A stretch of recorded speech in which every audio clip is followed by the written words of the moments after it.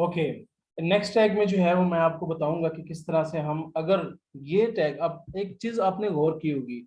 जब हम कोडिंग लगा रहे हैं और ये एंगल ब्रैकेट्स के अंदर जो है ये हम कोड लिख रहे हैं, और एंगल ब्रैकेट्स या कोई भी चीज या स्ट्रक्चर जो हम अंदर लिख रहे हैं इसके शो करवा रहे हैं, वो आपके जो व्यू होता है आपके वेब का वहां पर शो नहीं होता, ये यहाँ पर शो नहीं हो रहा। अगर आप,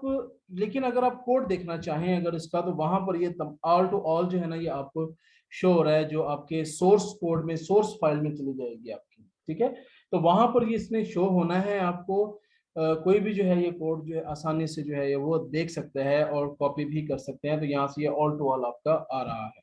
ओके, तो अगर आप ये चाहते हैं कि जी मैं जो चीज भी बना रहा हूं, तो वो टैग जो है वो मेरा यहाँ पर भी शो होना चाहिए कि ये टैग मेरा इस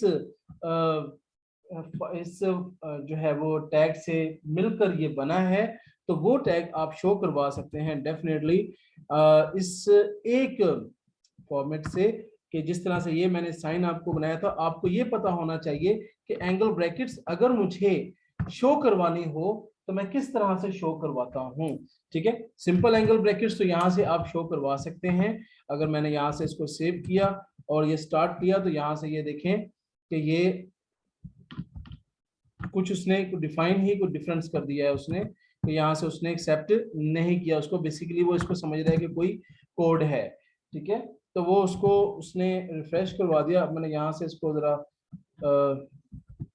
किया है, तो एंगल ब्रैकेट्स को अगर आप चाहते हैं कि जी मेरा कोई कोड के जरिए मैं शो करवाऊं उसको, तो आपने क्या करना है, वही साइन आपने देना है, यहाँ पर एन का साइन देना है। और ये कौन सा है, लेस देन है या ग्रेटर देन है, तो हम देखेंगे अगर लेफ्ट साइड वाला है, लेफ्ट की तरफ